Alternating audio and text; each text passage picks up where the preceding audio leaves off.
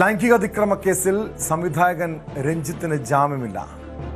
പ്രതിയെ പോലീസ് കസ്റ്റഡിയിൽ വിട്ടു. തിങ്കളാഴ്ച വരെയാണ് കസ്റ്റഡി അനുവദിച്ചിരിക്കുന്നത്. എറണാകുളം ഫസ്റ്റ് ക്ലാസ് മജിസ്ട്രേറ്റ് കോടതിയാണ് 3 ദിവസത്തെ കസ്റ്റഡി അനുവദിച്ചത്. 24 മണിക്കൂർ കൂടുമ്പോൾ മെഡിക്കൽ പരിശോധന നടത്തണമെന്നും കോടതിയുടെ നിർദ്ദേശമുണ്ട്. കസ്റ്റഡി ആപ്ലിക്കേഷൻ 3 ദിവസത്തേക്ക് കസ്റ്റഡി കൊടുത്തിട്ടുണ്ട്. നമ്മൾ ഒബ്ജക്ട് ചെയ്തില്ല. ബിക്കോസ് സത്യം തെളിയിക്കുക എന്നുള്ളത് നമ്മുടെയും കൂടി ആവശ്യമാണ്. ജാനുവരിയിൽ നടന്നൊരു സംഭവത്തിനാണ്. അങ്ങനെ ആർക്ക് വേണമെങ്കിലും ആരെ പറ്റി വേണമെങ്കിലും ഏത് സമയത്തും പറയാം. അതുകൊണ്ട് ഇത് സത്യസന്ധമായിട്ടുള്ള ഒരു അന്വേഷണം വേണമെന്നുള്ളത് നമ്മുടെ ആവശ്യമാണ്. നമ്മൾ കസ്റ്റഡി ആപ്ലിക്കേഷൻ ഒപ്പോസ് ചെയ്തിട്ടില്ല. നമ്മുടെ ബെയിൽ ആപ്ലിക്കേഷൻ ചൊവ്വാഴ്ചത്തേക്ക് വെച്ചിട്ടുണ്ട് ഹിയറിങ്ങിന്. ഒരു സുപ്രീം കോർട്ടിന്റെ പല ജഡ്ജ്മെന്റ്സ് ഉണ്ട്. 5 വർഷത്തിൽ 7 വർഷത്തിൽ താഴെയുള്ള കസ്റ്റഡി കൊടുക്കാവുന്ന, സെന്റൻസ് കൊടുക്കാവുന്ന ഒഫൻസസിൽ അറസ്റ്റ് ചെയ്യരുത്. 35(3) അനുസരിച്ച് നോട്ടീസ് കൊടുക്കണം. ഈ കാര്യങ്ങളൊക്കെ വയലേറ്റ് ചെയ്തുകൊണ്ട് ഇപ്പോഴത്തെ ഒരു പുതിയ പ്രതിഭാസമാണ് രാത്രി പോയോ അല്ലെങ്കിൽ ഓടിച്ചിട്ട് ചേസ് ചെയ്ത് അറസ്റ്റ് ചെയ്യാന്നുള്ളത്. അപ്പോൾ ഈ സുപ്രീം കോടതിയൊക്കെ പറയണത് എന്തിനാന്നുള്ളത് എനിക്ക് മനസ്സിലാവില്ല. എനിക്ക് ഭയങ്കര സംശയമുണ്ട്. സുപ്രീം കോടതി സ്പെസിഫിക് ആയിട്ട് പറഞ്ഞിട്ടുണ്ട് 7 വർഷത്തിൽ. ഇത് മാക്സിമം ഇതിനകത്ത് ഒഫൻസ് 5 വർഷം പണിഷബിൾ ആയിട്ടുള്ള ഒഫൻസസേ ഉള്ളൂ. എന്തിനാണത് ഇങ്ങനെയൊക്കെ ചെയ്യണമെന്ന് അറിയില്ല. അതാ ഒരു സമയം വരും ആളുകൾ ചോദിക്കുന്നത്. വളരെ വളരെ ആരോഗ്യ പ്രശ്നമുണ്ട് അങ്ങേരുടെ. സാറേ പറയട്ടെ, ഞാൻ കേസിനെ സംബന്ധിച്ച് ഒരു കാര്യവും പറയില്ല. കേസിനെ സംബന്ധിച്ച് പറയാൻ പാടില്ല. കോടതിയിൽ പെൻഡിംഗ് ആണ്. ഇന്ന് നടന്ന സംഭവം നടന്നു കഴിഞ്ഞതുകൊണ്ട് പറയുകയാണ്.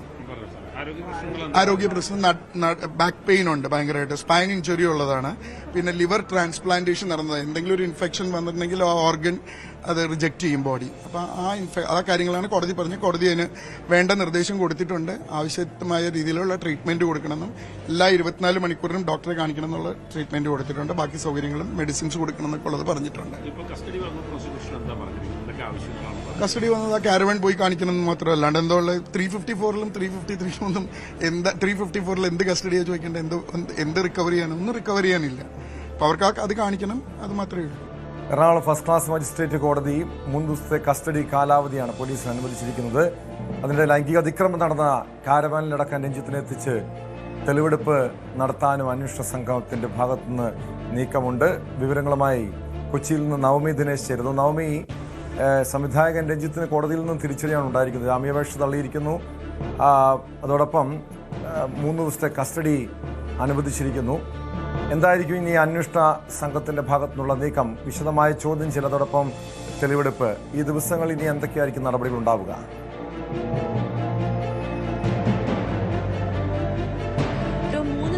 കസ്റ്റഡിയിലാണ് രഞ്ജിത്തിനെ നൽകിയത്. അതിൽ ഏറ്റവും പ്രധാനപ്പെട്ട കാര്യം അന്വേഷണ സംഘത്തെ സംബന്ധിച്ച് തെളിവെടുപ്പാണ്.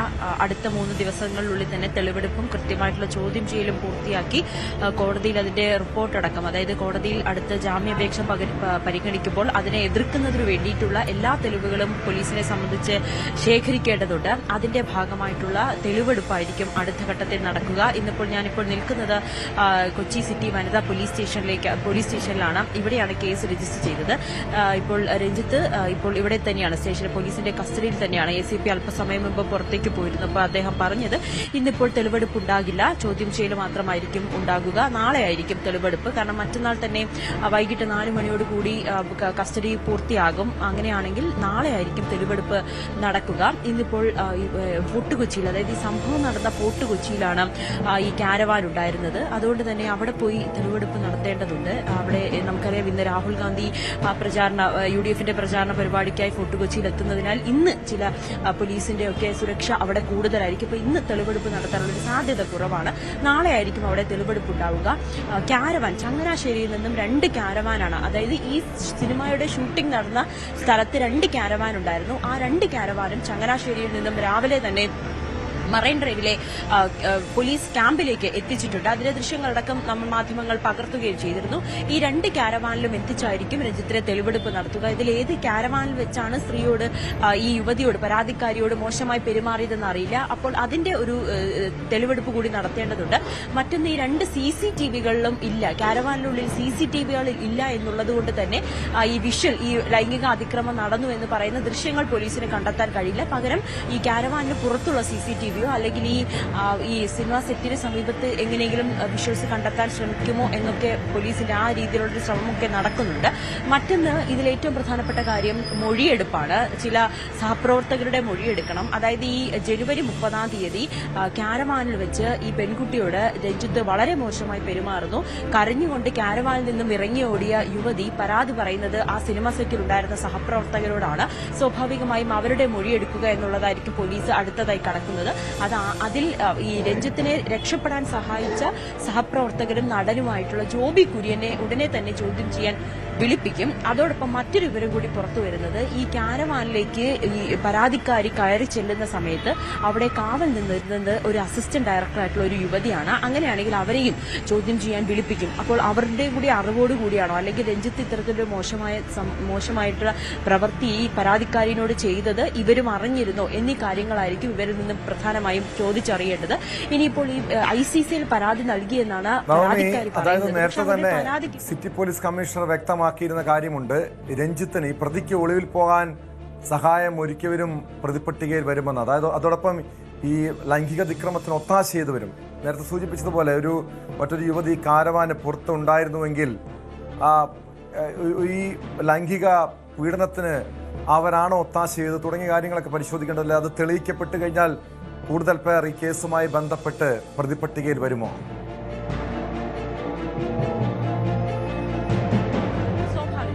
കമ്മീഷൻ അത് നേരത്തെ തന്നെ വ്യക്തമാക്കിയിരുന്നു. കൂടുതൽ ആളുകൾക്ക് ഇതിൽ പങ്കുണ്ടെന്ന് അറിഞ്ഞു കഴിഞ്ഞാൽ അവർക്കെതിരെയും കേസെടുത്ത് അല്ലെങ്കിൽ അവരെ കൂടി പ്രതിപട്ടികയിൽ ഉൾപ്പെടുത്താൻ തന്നെയാണ് അന്വേഷണ സംഘത്തിന്റെ തീരുമാനം. നിലവിൽ രഞ്ജിത്ത് മാത്രമാണ് ഈ കേസിൽ പ്രതിയായിട്ടുള്ളത്. ഇതിൽ വരും ദിവസങ്ങളിൽ ചോദ്യം ചെയ്യലടക്കം നടത്തിയതിനു ശേഷമായിരിക്കും നമുക്ക് ദൃശ്യങ്ങൾ കാണുന്നുണ്ട്. റെയിൽവേ പോലീസ് സ്റ്റേഷനിൽ രഞ്ജിത്ത് മറ്റൊരു മുറിയിലേക്ക് ചോദ്യം ചെയ്യലിന് വേണ്ടിയിട്ട് മറ്റൊരു മുറിയിലേക്ക് കൊണ്ടുപോകുന്ന ദൃശ്യങ്ങളാണ് നമ്മൾ അദ്ദേഹത്തിന് കാണുമ്പോൾ തന്നെ വളരെ അവശതയോടുകൂടി തന്നെയാണ്, മനോവിഷമത്തോടുകൂടി തന്നെയാണ് രഞ്ജിത്തിനെ നമ്മൾ കാണുന്നത്. സ്വാഭാവികമായും സാധാരണ നമ്മൾ അദ്ദേഹത്തെ ക്യാമറയിൽ പകർത്തുമ്പോൾ എത്ര ഊർജ്ജസ്വലനായി നിൽക്കുന്ന ഒരു വ്യക്തിയെയാണ്. പക്ഷേ ഇന്നിപ്പോൾ വളരെ വിപരീതമായി കാണുന്ന ഒരു മുഖമാണ് രഞ്ജിത്തിനെ.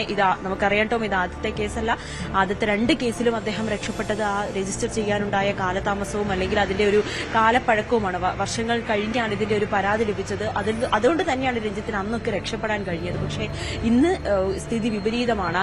ഈ പെൺകുട്ടി അത് തനിക്കുണ്ടായ ദുരനുഭവം അത് കൌൺസിലിംഗ് അടക്കം നേടേണ്ട ഒരു സാഹചര്യമുണ്ടായി. അതിനുശേഷമാണ് ഈ പരാതിയുമായി പോലീസിനെ സമീപിക്കുന്ന ഘട്ടങ്ങളിലേക്കും പിന്നീട് പോലീസിന്റെ അറസ്റ്റൊക്കെ വളരെ വേഗത്തിലായിരുന്നു. ഇങ്ങനെ ഒരു പരാതി രജിസ്റ്റർ ചെയ്തു എന്ന് പുറത്തറിയാതെ മാധ്യമങ്ങൾക്കൊന്നും നൽകാതെ അറസ്റ്റിലേക്ക് വരുമ്പോൾ മാത്രമാണ് അത് പുറം ലോകം അറിയുന്നത്. അങ്ങനെ വളരെ ജാഗ്രതയോടുകൂടി തന്നെയാണ് പോലീസ് ഈ കേസിനെ തുടക്കം മുതൽ തന്നെ കൈകാര്യം ചെയ്തതും.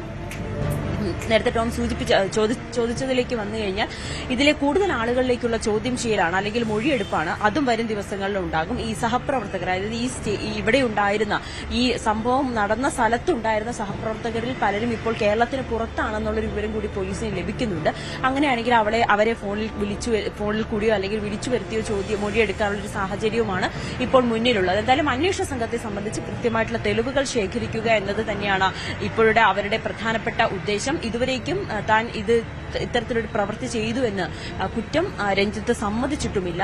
അത് തനിക്കെതിരെ ഈ ഹർജിയിലടക്കം ജാമ്യാപേക്ഷയിലടക്കം പറയുന്നത് തനിക്കെതിരെ സിനിമാ മേഖലയിൽ ഒരുപാട് ശത്രുക്കളുണ്ട്, ഗൂഢാലോചനയുണ്ട്, അതിന്റെ ഫലമായിട്ടാണ് തനിക്കെതിരെ ഇങ്ങനെ ഒരു പരാതി വന്നതെന്നായിരുന്നു രഞ്ജിത്ത് ജാമ്യാപേക്ഷയിലടക്കം പറഞ്ഞത്. മാധ്യമങ്ങളോട് കഴിഞ്ഞ ദിവസം ഈ കോടതിയിൽ പോലീസ് സ്റ്റേഷനിലേക്ക് കൊണ്ടുപോകുന്ന സമയത്ത് രഞ്ജിത്ത് പറഞ്ഞത് താൻ അത്തരത്തിൽ കുറ്റം ചെയ്തിട്ടില്ല എന്നുള്ളതാണ്, എല്ലാം തെളിയും എന്നുള്ളൊരു മറുപടിയായിരുന്നു രഞ്ജിത്തിന്റെ ഭാഗത്ത് നിന്നുമുണ്ടായത്. പക്ഷെ ഇന്നിപ്പോൾ കോടതിയിൽ വെച്ചായാലും സ്റ്റേഷനിലേക്ക് കൊണ്ടുവരുന്ന സമയത്തൊന്നും മാധ്യമങ്ങളോട് സംസാരിക്കുവാനോ അല്ലെങ്കിൽ മറ്റ് പ്രതികരണം ഒന്നും തന്നെ രഞ്ജിത്ത് നടത്തിയിട്ടുമില്ല. ടോം, എന്തായാലും പോലീസിനെ സംബന്ധിച്ച് 2 പ്രധാനപ്പെട്ട കാര്യം, ഒന്ന് തെളിവെടുപ്പ്, മറ്റൊന്ന് കൃത്യമായിട്ടുള്ള മൊഴി ശേഖരണം, അതോടൊപ്പം തന്നെ ഈ രഞ്ജിത്തിന്റെ വിശദമായിട്ടുള്ള ചോദ്യം ചെയ്യൽ.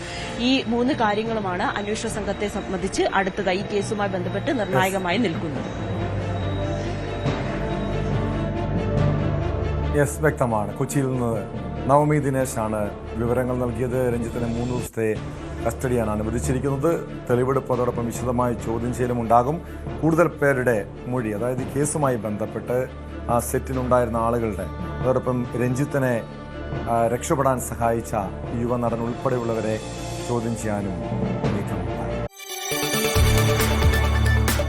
കൂടുതൽ വാർത്തകൾക്ക് news 18 Keralam YouTube channel subscribe ചെയ്യുക.